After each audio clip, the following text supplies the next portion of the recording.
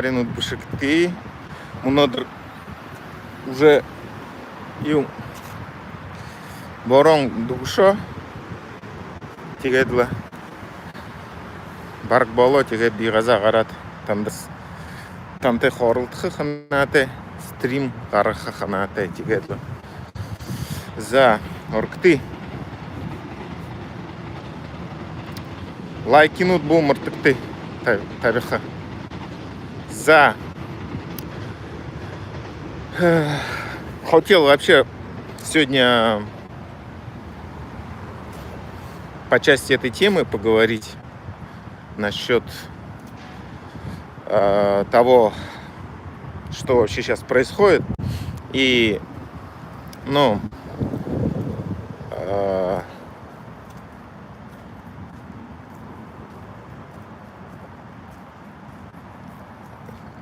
насчет, в общем, положения, да, нынешнего бурятского народа. Еще раз по поводу кейса Балдан Ламы и вот этой ситуации, которая со мной произошла, да, в Корее. Так, открытый вообще эфир, нет? Что-то стрим.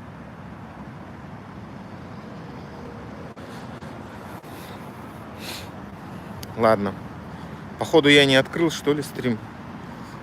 Сейчас, погодите, минуточку, надо проверить. А то либо эти конторские как-то мощно постарались. Нет, все нормально. Ладно. Потом в записи тогда посмотрите.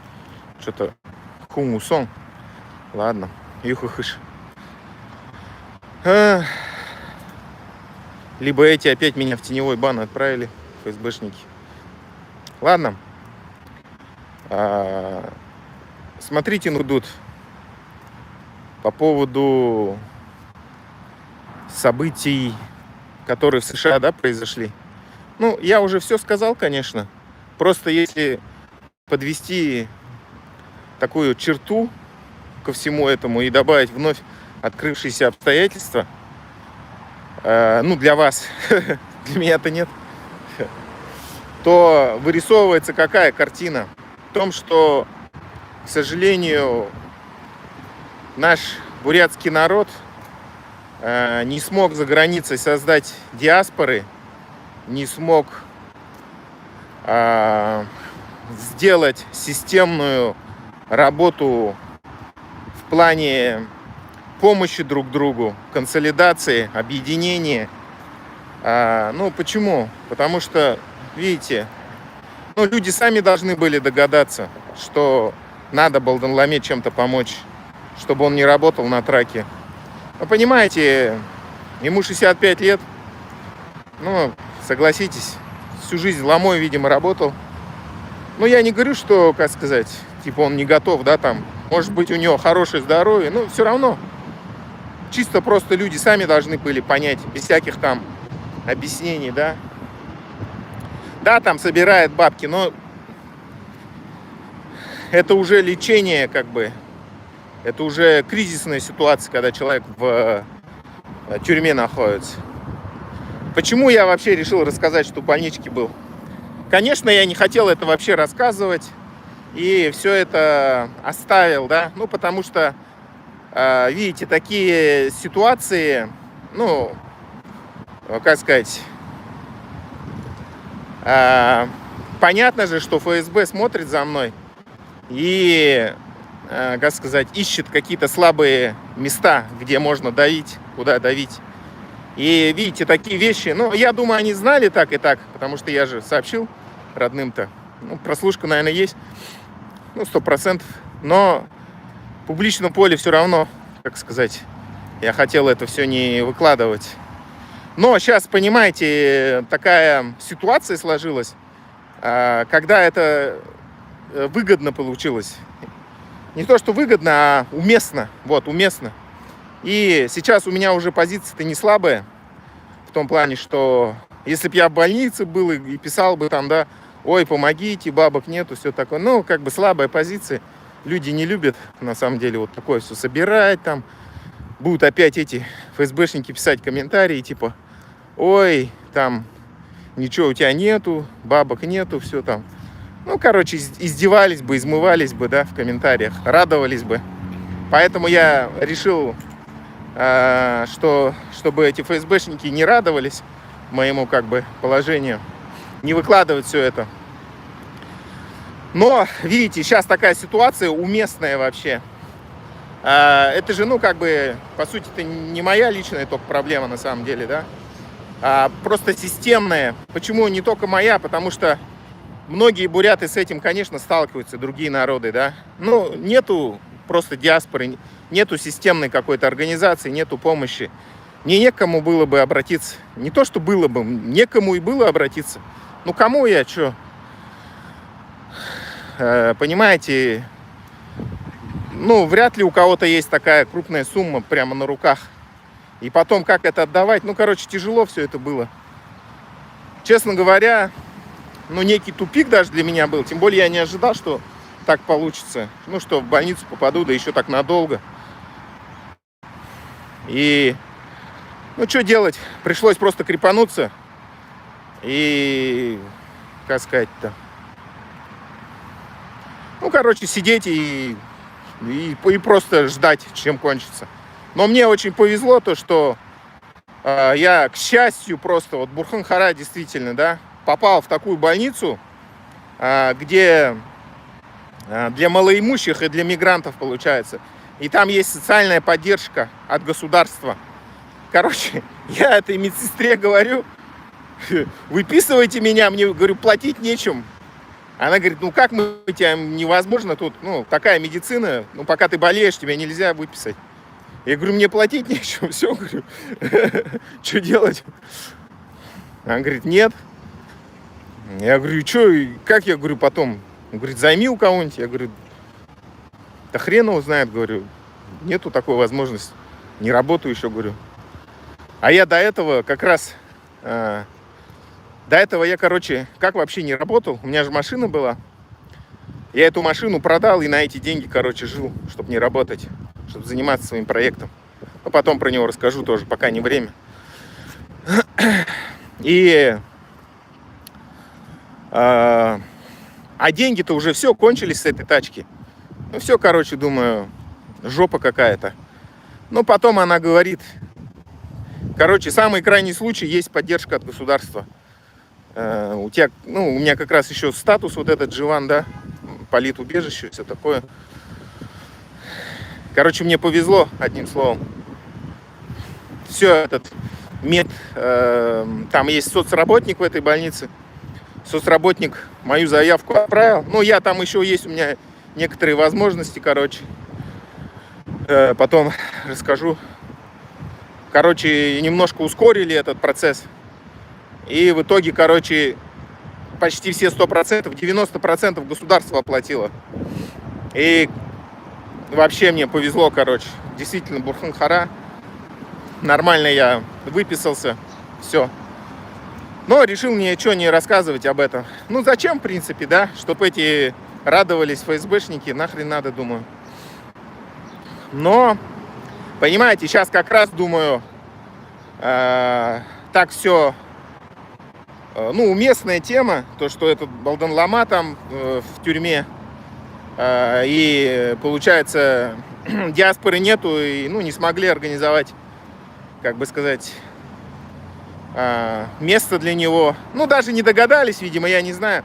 Но это, опять же, говорит о кризисе просто нашего понимания, осознания себя, идентичности, отрыва от корней.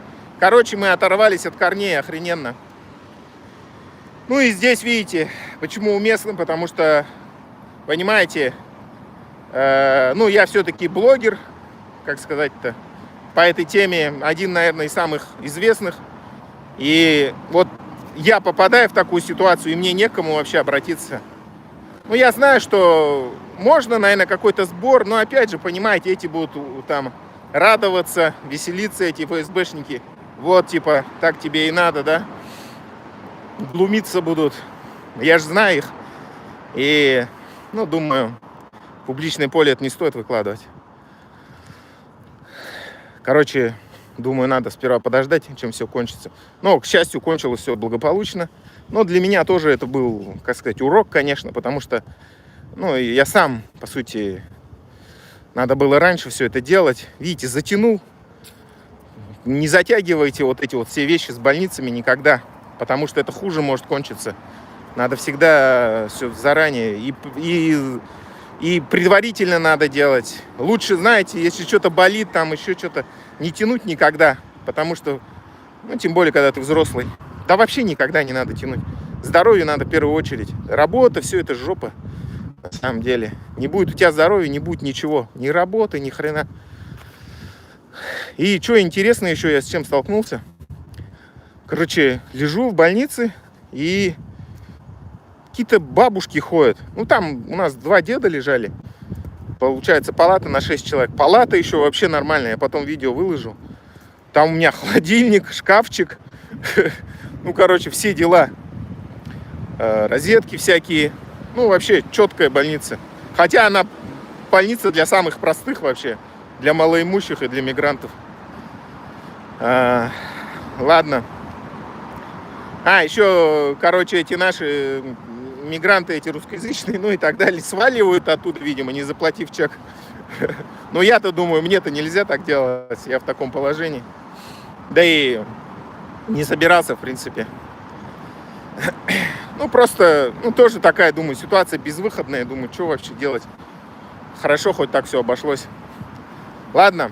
Короче, рассказываю всю эту ситуацию. В общем, лежу, какие-то, ну, 2 деда и какие-то бабушки ходят. И так долго еще думаю, что они не уходят уже, ну, как бы вечер.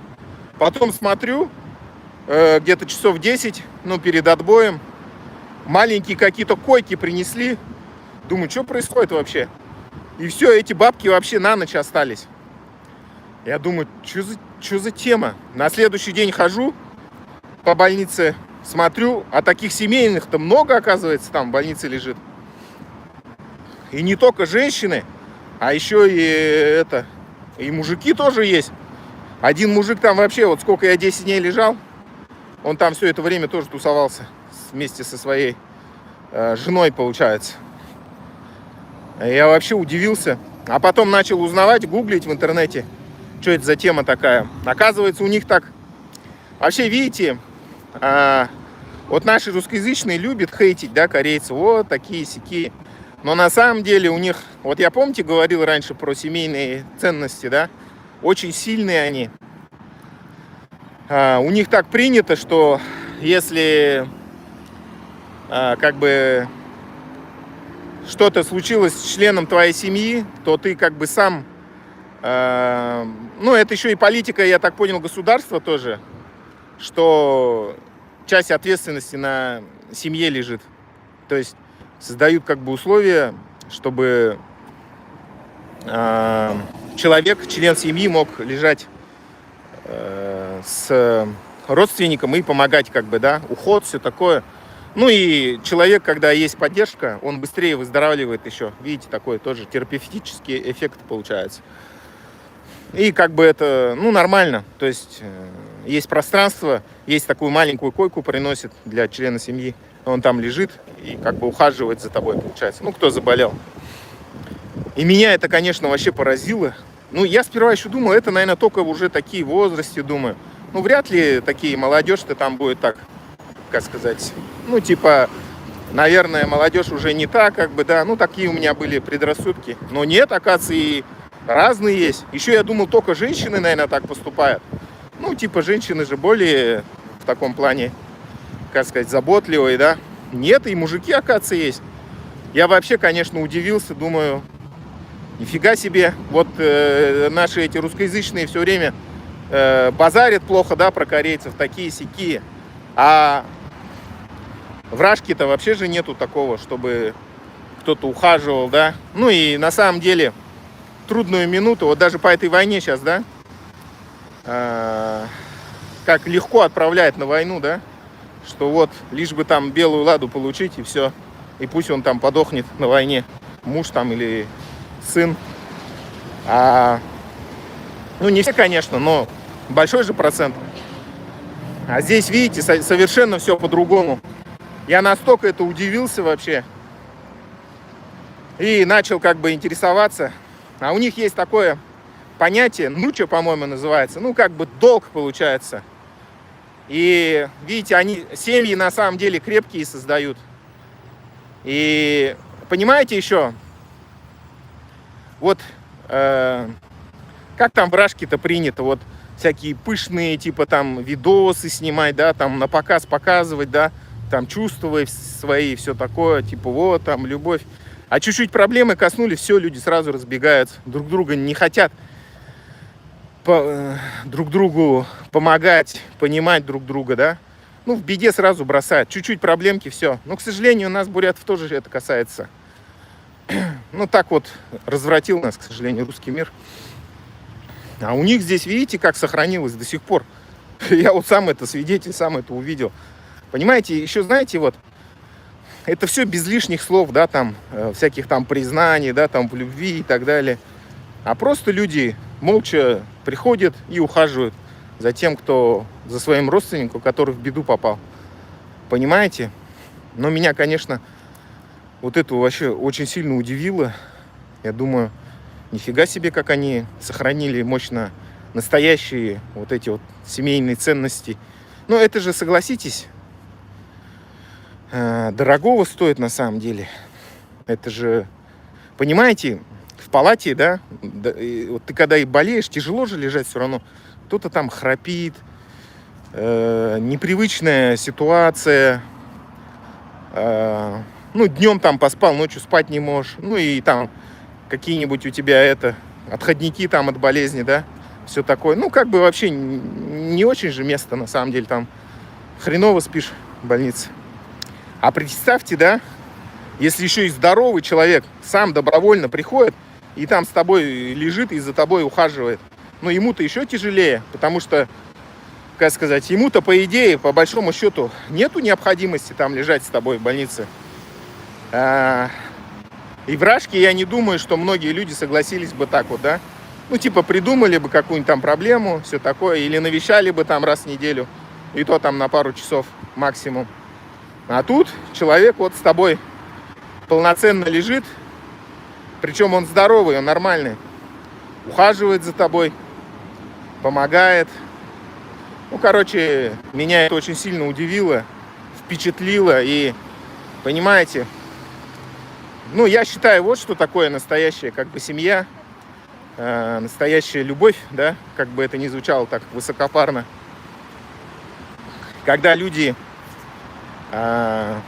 не говорят много всяких красивых слов, там, да, какие-то видосы снимают, фотки выкладывают. А когда вот реально, да, когда проблема коснулась, и человек просто с тобой, как бы, когда тебе плохо, да, он с тобой готов разделить такую трудную ситуацию.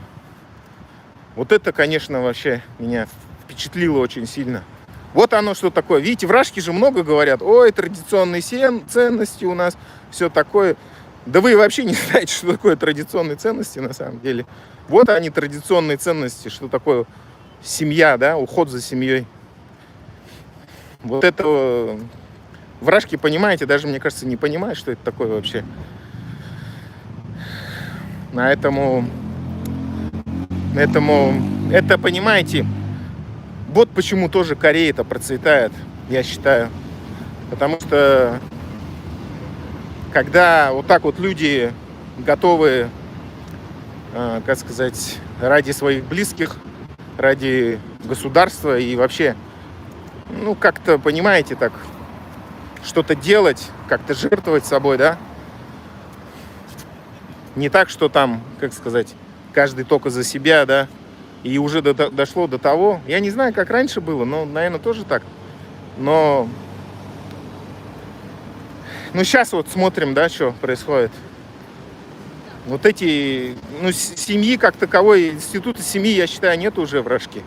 Потому что жены, матери готовы своих отцов, мужей на войну отправлять, и никакого не испытывают они. Наоборот, у них какая-то радость, какой-то бизнес делают. Помните эту риэлторшу, которая там так, как сказать, Но понимаете, это еще... Короче, она очень радовалась тому, что вот такой бизнес делают, да, женщины. Отправляют мужиков на войну, и потом бабки гробовые получают, хаты покупают. И понимаете, это же невозможно за одно поколение так развратить людей, да? Это получается, эти сами женщины в таких семьях выросли.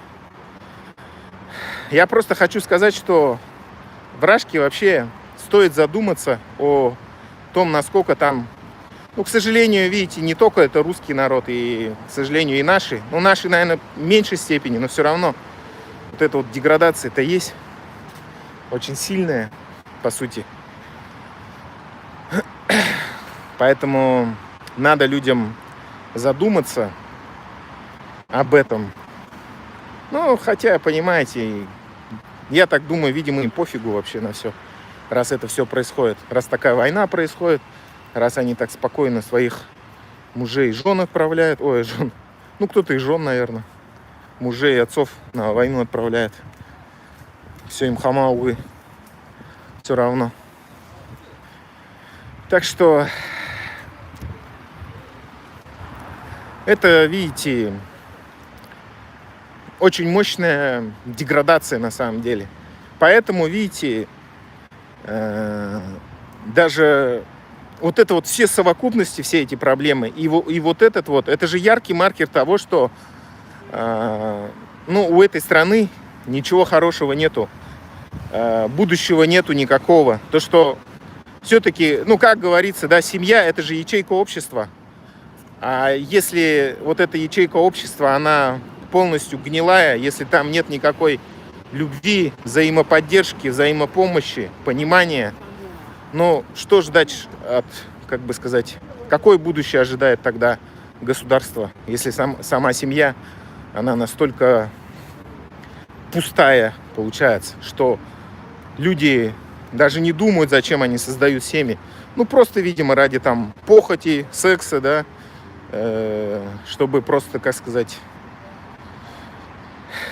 ну, это деградация полная, там нет никакой, видимо, любви. Ну, то есть не видимо, а абсолютно точно. Поэтому такое огромное количество разводов, поэтому измены, да, вот эта неверность. То есть люди вообще не готовы нисколько, как сказать, как-то себя в руках держать, что ли. Ну, полная деградация, понимаете? И поэтому этим людям же, согласитесь, абсолютно все равно на эту страну, на самом деле. Потому что если им все равно даже на свою семью, на своих детей, на своих жен,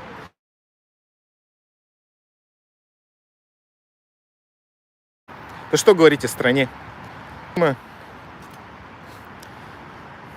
Поэтому она и неминуемо и катится к поражению и к распаду. Потому что ничто не удерживает ее. Нету никаких связей. И, к сожалению, ну, не только про русский народ и такое можно сказать, но и про наш тоже. Понимаете? Ну, вот это я вот зачем все рассказываю-то? Нет же у нас такой работающей диаспоры. Нету у нас хороших горизонтальных связей. И кризис у нас очень сильный. Но, видимо, через него нам надо пройти, я так понял, чтобы понимание было, что вообще происходит.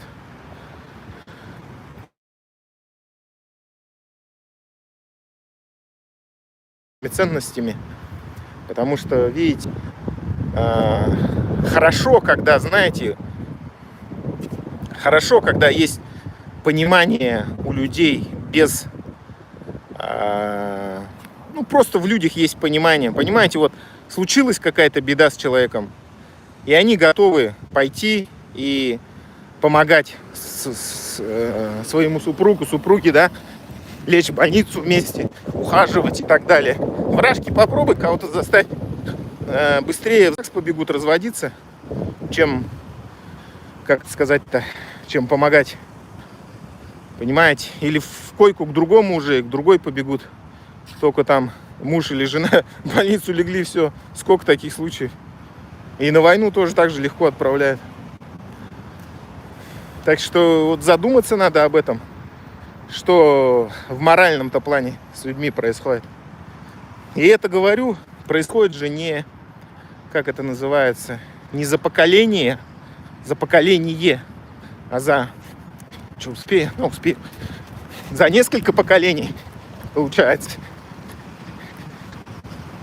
Вот как-то так. Фух. Поэтому и вообще война это возможно стала. И поражение тоже идет. А те, кто, как сказать, ослеплены вот этим, да, типа ядерку там кинем или еще что-то. Но я не знаю. Вы и так понимаете, сколько там. Вы же сами их зовете русскими, украинцев. И уничтожаете их, да, убиваете мирных. Ну и солдаты что, не люди, что ли? А тут еще ядерку собрались бросить. На кого собрались бросать ядерку-то? На своих же, получается. Вы же сами их зовете русскими. Так что, не знаю. Что-то с вами не так, если вы хотите на них ядерное оружие бросить. Зачем вообще? Ну, понимаете, это уже какая-то крайняя степень вообще деградации людей, когда они вместо того, чтобы на себя посмотреть, в каком дерьме живут. Вот, понимаете, я вот где-то слышал хорошую такую тему от блогера какого-то насчет того, что рашки надо вообще. Там сколько, 80% или 90% людей нету нормального туалета. Там очко просто, дырка в туалете на улице. И надо заняться хотя бы туалеты построить, понимаете? Не надо вот, как сказать, про какое-то величие там говорить. Надо хотя бы толчки людям построить, понимаете? А так это же, понимаете, это вот какие-то дикари, вот реально орки, да, пришли в Украину и там унитазы воруют, как их, стиралки. Вы сперва в своей стране унитазы хотя бы постройте. Как-то как люди начните жить. А про величие кого там говорить? Хотя бы начните жить по уровню жизни, чем страны Балтии или еще кого-то. Ну, как-то по-человечески просто жить. Хотя бы институт семьи восстановить у себя. Это же тоже не за поколение делается. Это делается очень долго. Это надо восстанавливать. Рашка же, понимаете, она не только Украину уничтожает, она и сама себя тоже уничтожает таким образом. Сколько там они утилизируют своих же людей в Украине, на убой отправляют. Ну, конечно, в первую очередь они наши народы хотят уничтожить.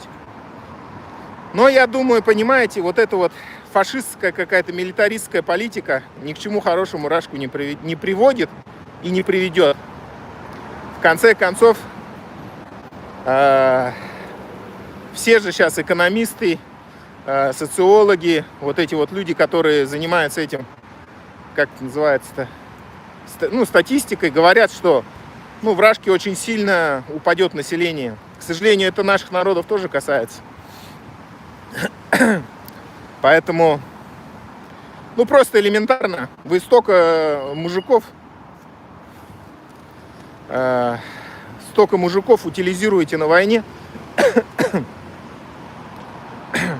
и кто будет продолжать род-то?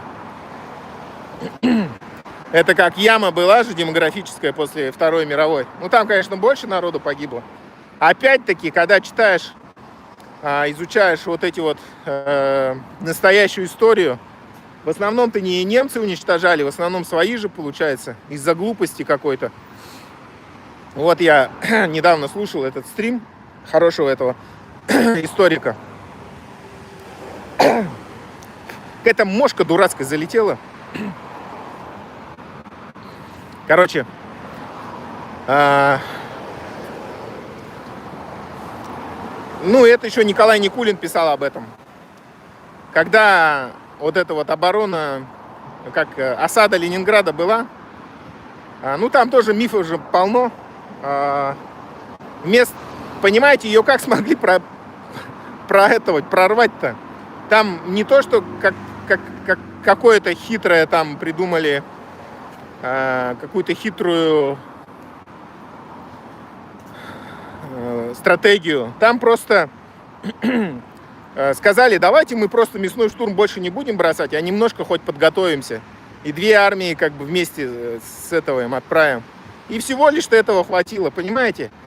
В основном, почему постоянно проигрывал совок?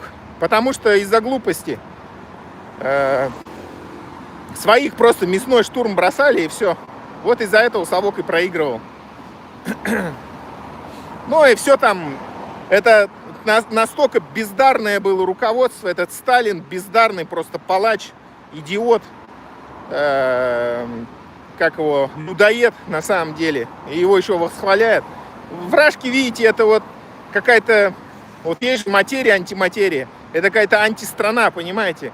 Они вместо того, чтобы, ну, что-то делать, да, толчки людям построить, они постоянно свой народ же, да, и наши народы уничтожают, и еще соседние какие-то. И потом удивляются, что их никто не любит, и никто с ними жить не хочет. Не знаю, когда у них там голова как-то на место придет, когда они начнут нормально жить, но так сейчас явно продолжаться не может, как сейчас все происходит. Что-то с ними конкретно вообще не то, со всем этим населением. Потому что они в какой-то вот виртуальной, выдуманной реальности живут, в которой все наоборот, понимаете? Вот я говорю, русскоязычные, да, здесь обсирают корейцев, вот корейцы такие-сякие. А корейцы, понимаете, они насколько мощно сохранили свою семейные ценности, да? То, что вот, я говорю, в больнице лежал, вот кто-то попадет в больницу, и, пожалуйста, член семьи ложится и ухаживает. Вражки где такое? Нет, конечно, сразу тут же чуть ли не побегут разводиться, да, чуть-чуть случись, чуть мало денег, чуть там заболел, приболел. Ну, таких же случаев сплошь и рядом. Понимаете, деградация полная вообще. Это, ну, многих народов, к сожалению, касается. Я вчера еще фильм смотрел один, центральноазиатский. Ну, не буду национальность указывать, чтобы как бы не обидно было, да.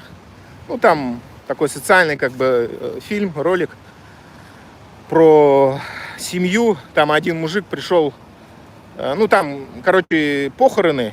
И на эти похороны приехал сын, инвалид на коляске. И, как сказать, а этот мужик-то, который умер, он бухал, видимо. И, короче, пришел какой-то другой мужик требовать долг. Он, тот, кто умер, ну, должен был бабки, ну, видимо, большие. Я не знаю, в их валюте не разбираюсь. И, короче, поднялся, что никто не хочет этот долг отдавать. То, что там, получается, ну, семья, она, как бы сказать, такая проблемная тоже. Бухают, короче. И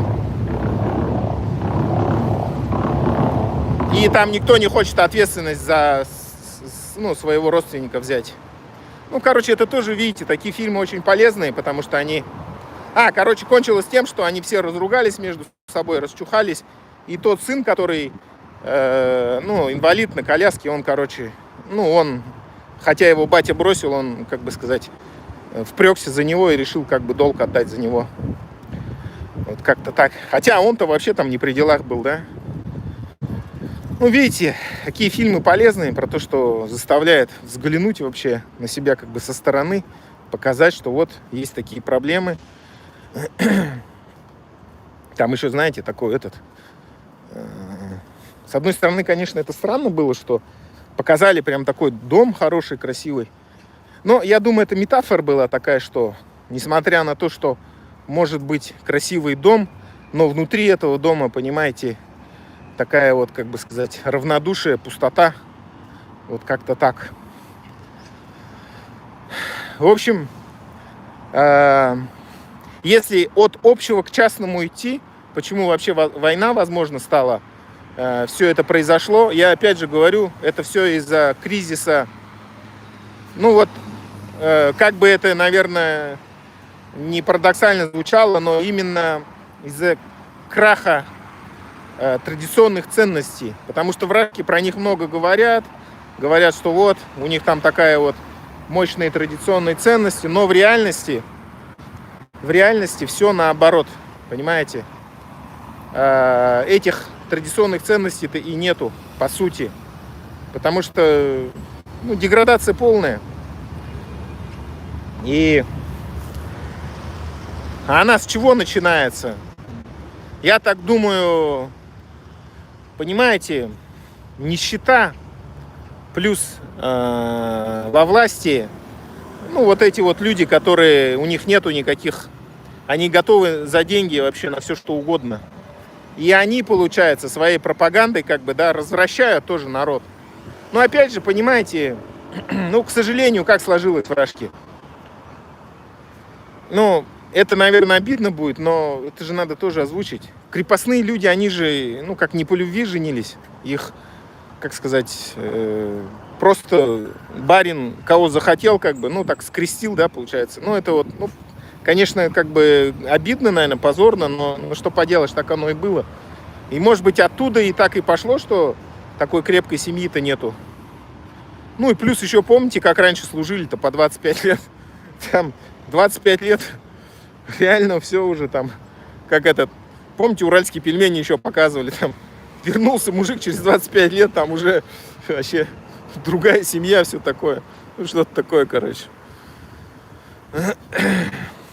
Короче, видимо, это древняя такая история, что ли, что почему не крепкие семьи, традиционных ценностей, по сути, нет. Много про них говорится, красивых слов, но в реальности-то, в реальности что-то не видно этого всего. Почему все наоборот оказывается, что когда вот эти вот риэлторши, да, высказываются так про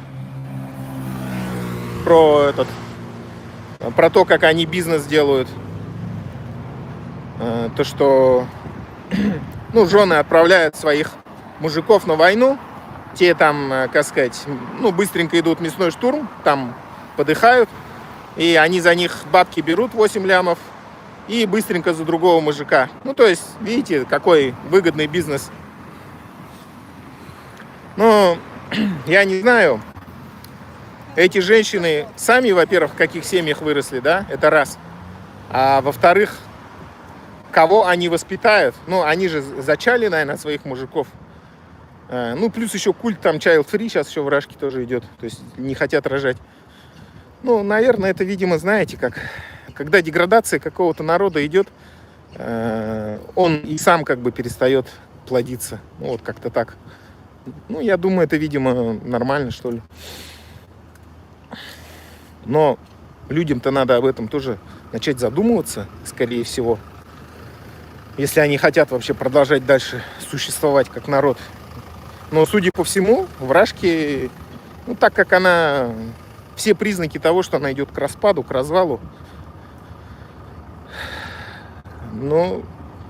Вот. А нам в этой ситуации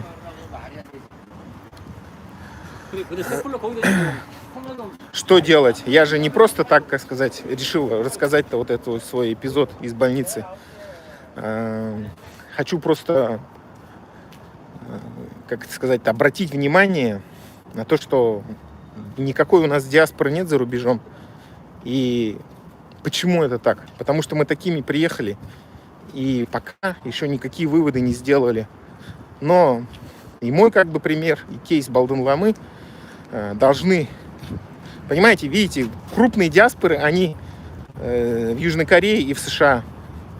Что там, по сути, диаспоры нет. Потому что, вот даже я, да, веду этот канал, все такое делаю, но даже мне некому обратиться, понимаете?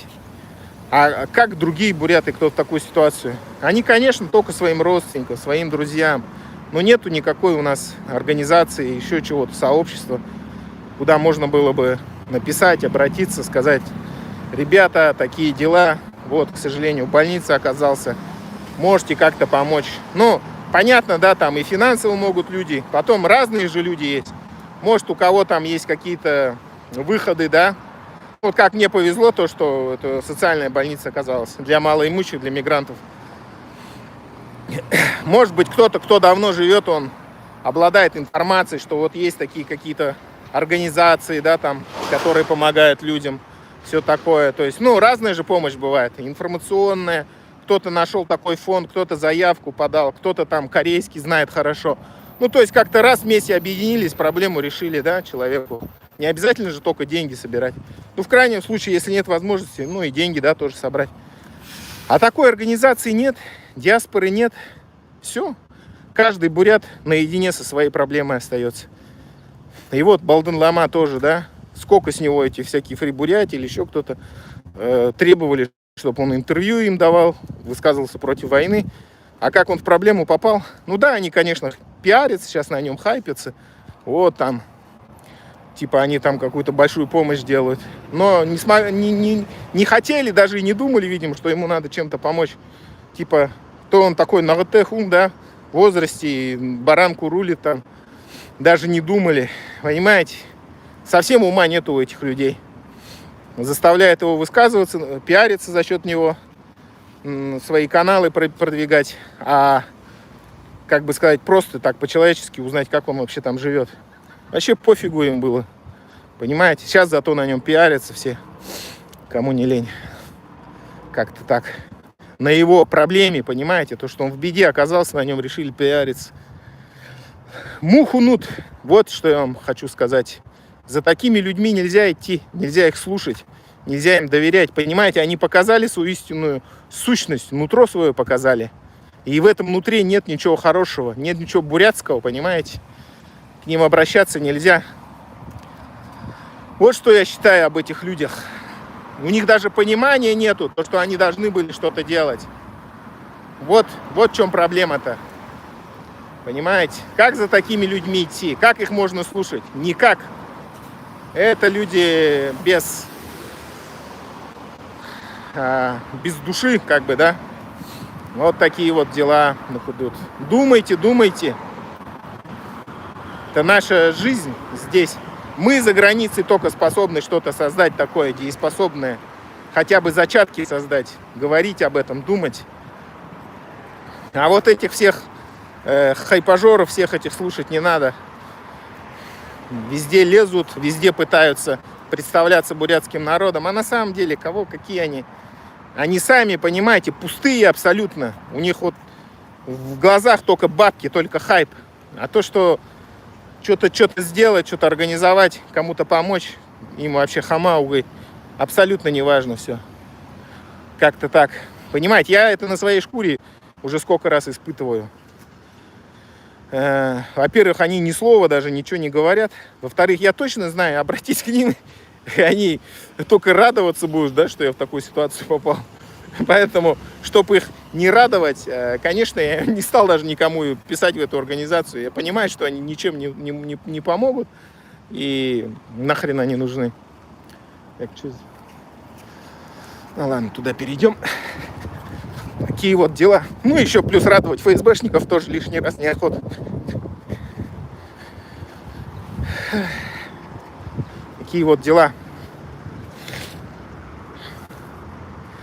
Ладно, я на худут пока продолжаю свой образовательный проект. Но, видите, сегодня в стрим вышел как раз-таки рассказать про всю эту ситуацию с больницей, с вообще с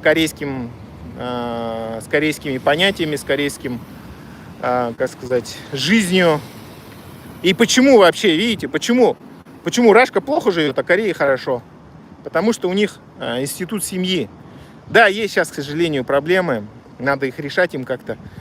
Но опять же, видите, тут такая программа была дурацкая, да, что типа сокращать население надо. И видите, она тоже долгосрочно работает. А в Рашке, видите, такой программы не было, и сами по себе люди меньше рождаются.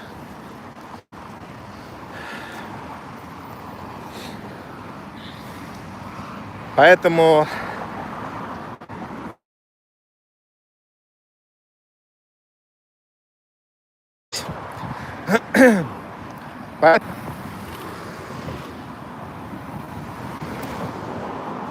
Что-то интернет подвисает, блин.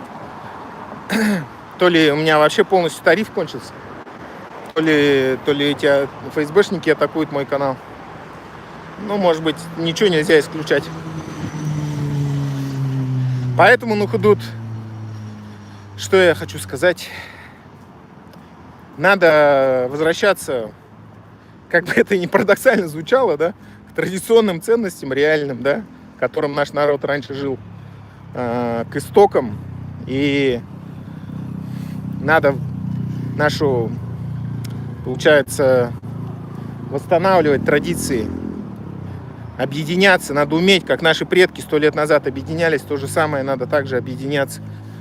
Даже то, что они смогли организованно уйти в Монголию, это тоже большой плюс. А сейчас нас всех, видите, русский мир развратил, на войне утилизирует, уничтожает.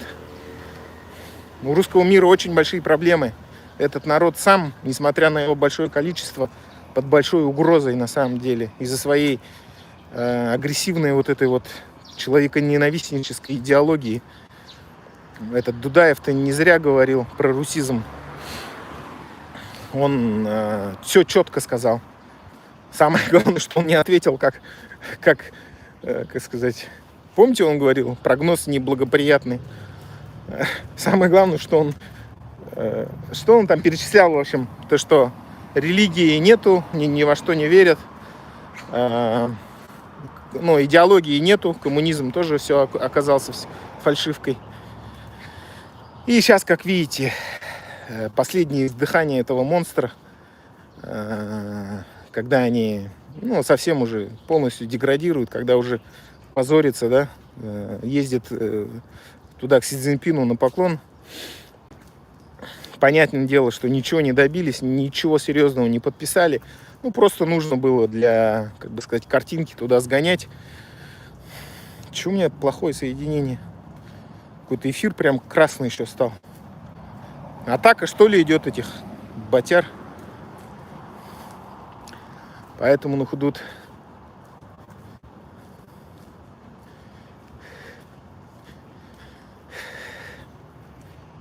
Плохое соединение написано. Русские сами всех ненавидят, а сами-то кто? Идиоты. Так приедь, восстанови справедливость. Но наша судьба — это уже независимость, понимаете?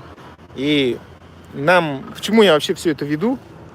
Для того, чтобы наш народ задумывался о том, какие у нас проблемы и как нам все это решать, и какие трудности есть. Ну, в частности, это, конечно, полный контроль ФСБ за нашими контрэлитами, полное моральное вообще падение самих этих контрэлит, потому что, ну, как мы видим, они, кроме хайпа, кроме денег, ничего у них в голове нету.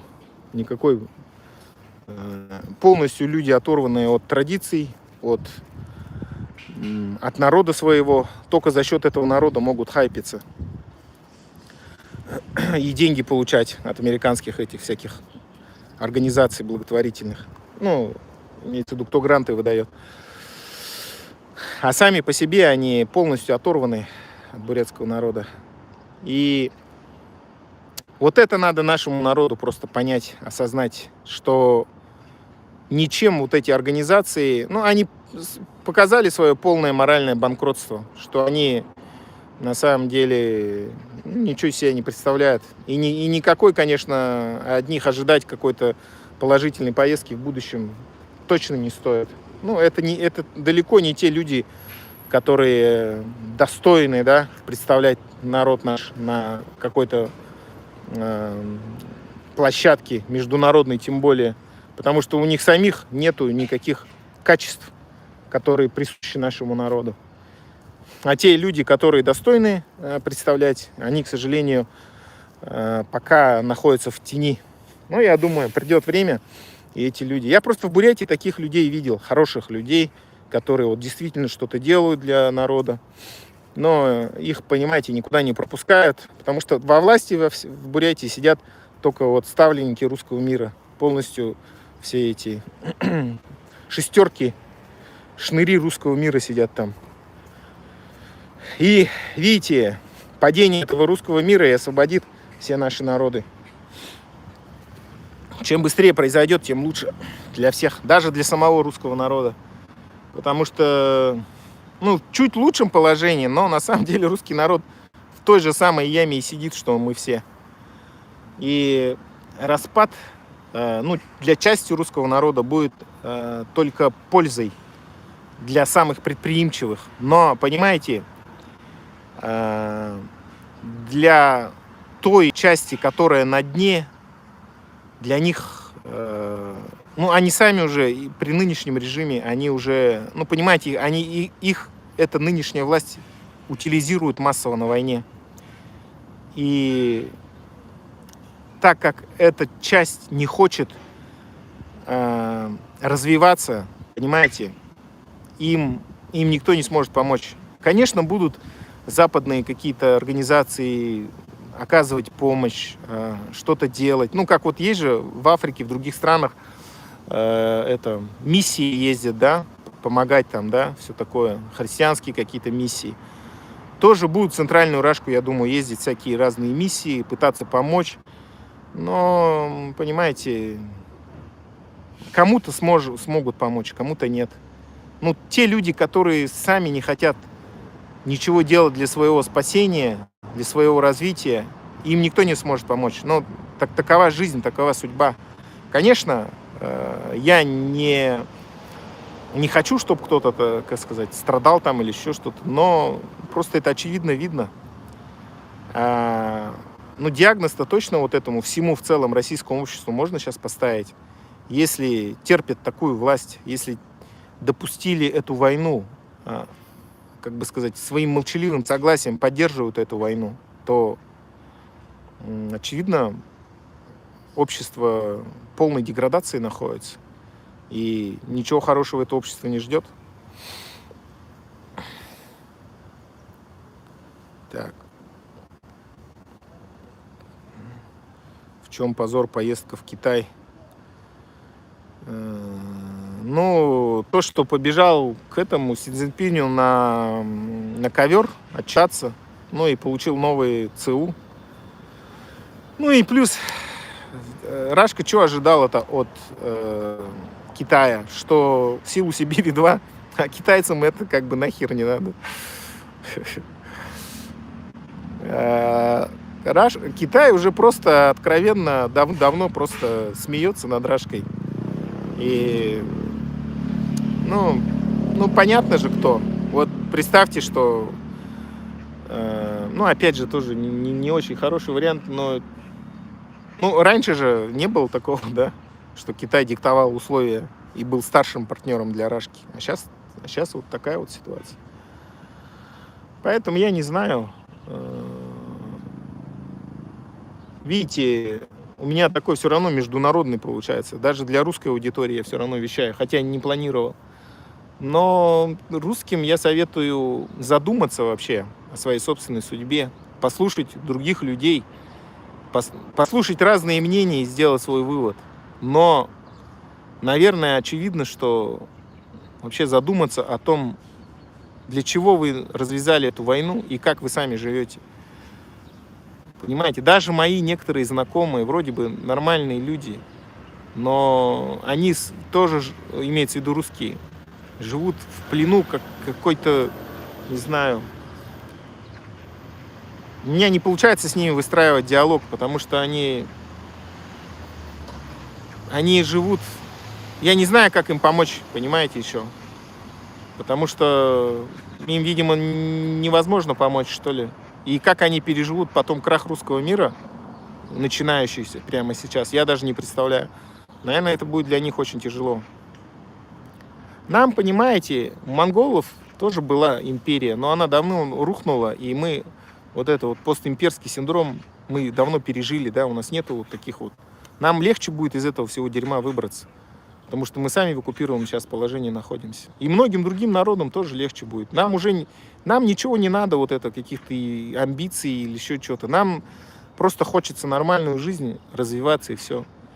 А у русских вот этот вот имперский синдром, он есть. Им тяжко, им сейчас тяжко, еще тяжелее потом будет. когда совок рухнул, из-за чего вот эта война началась-то? Потому что они не справились с этим. Вместо того, чтобы бороться с этим имперскими своими амбициями, они начали, наоборот, вот эту свою обиду, да, вот ее, как бы сказать, размусоливать и так далее. И выбрали себе вот этого вот президента, который сам, по сути, слабый оказался. А суть-то в том, что время изменилось, время империи ушло. Все, уже этого нету. Людям сейчас уже все это неинтересно. Даже тот же Китай, он, понимаете, он же никого не оккупирует, ничего, не что-то делает, да? Ну, казалось бы, вроде типа империя. Но они же, понимаете, они же по-настоящему что-то делают, машины. Да, может, конечно, не лучшего качества, не сравнить с Германией, там, с Японией, да, с Кореей. Но все равно что-то пытаются, делают, какие-то машины там, да. Вражки, по крайней мере, их продают. Технику делают. Тоже не ахти, конечно, эти телефоны, их, ну, с айфоном не сравнится, но тем не менее, все равно что-то создают, делают. Ну, вражки-то и этого вообще нету, да? Ну, то есть даже не этого, а вообще там ничего нету. Ни компьютера, ни телевизора, ни телефона, ни каких-то технологий, ничего. Понимаете? Только вот осталось, как они думали, у них грубая сила, но и этой грубой силы больше нет. У них даже... Они даже не поняли, даже не соизволили произвести ревизию вообще своей, если уж они такие имперцы, да, решили империю восстанавливать. Ребята, так вы хотя бы узнаете, в каком состоянии ваша вообще армия, готовы ли вы к войне, ну, вообще, что из себя представляет ваше общество, никакую ревизию, ничего не произвели, аж всех рисков не учли, просто... все, вперед, побежали, как бараны. И вот и забаранили там, да, на концерт Кобзону отправили. Как размотали-то эту, как сказать, ну, колонну-то эту. Видели, наверное, кадры-то? Где там Гостомель, да, по-моему? Ну, перед Киевом. Видели вот эти кадры? Там такая колонна, просто ее, не знаю, градом или чем там, просто всю разэтовали.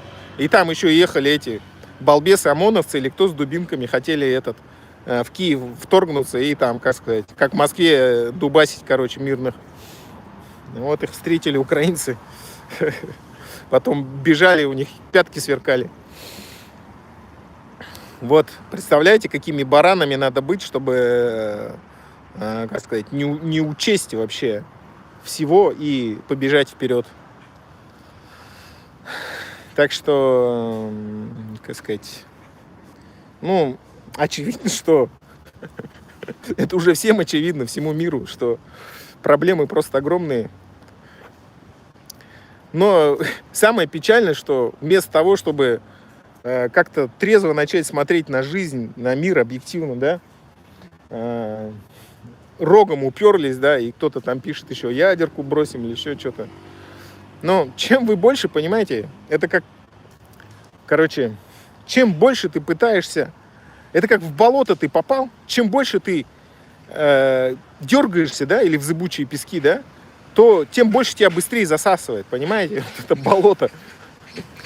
Давно пора понять, что надо успокоиться, оценить обстановку и просить о помощи, понимаете, ты сам из этого болота уже не выберешься. Руку помощи протягивал Трамп, да, хотел войну остановить, сказать, вот, это было бы охрененный вариант, да, для Рашки. Снять санкции и, ну, даже он типа говорил, вот что захватили, то захватили. Упустили шанс на тот момент. Это, понимаете, насколько надо быть какими-то кретинами, чтобы этого не понять. Но, видите, парадоксально, но то, что чем дальше Рашка дергается, пытается что-то, да, тем больше она попадает в это болото, и тем больше она тонет, и тем быстрее она развалится. И окончательно. Вот что хорошо. То, что они так уперлись рогом в это все. Они не пробьют это ничего, они рог свой расшибут весь и все, и утонут в этом болоте. И распадется Рашка. Ну, может, тогда начнут думать уже. Ну, уже, как сказать, ну, это для них и спасение будет, для русского народа в том числе. Для тех, кто сможет понять, в какой они жопе находятся, и начнут вылезать. Это вот как есть же лягушка, да? Две лягушки упали в молоко. Одна начала как бы суетиться, что-то делать, сбила сметану и выпрыгнула, да, а другая просто лежала и утонула в этом молоке. Так что вот народ поделится. Кто-то, какие-то русские будут вот активно что-то делать, ну и другие все народы, соответственно. А кто-то просто будет лежать и все, страдать, и, ну, все, капец придет, короче. Ну все, на худут. Целый час быстро час пролетел. На сегодня все. Зену худут. Подписка ты, комментарий ты, лайки ты, Зену худут. И спонсорну тоже волок ты. Зену худут, дахину затра, байер ты.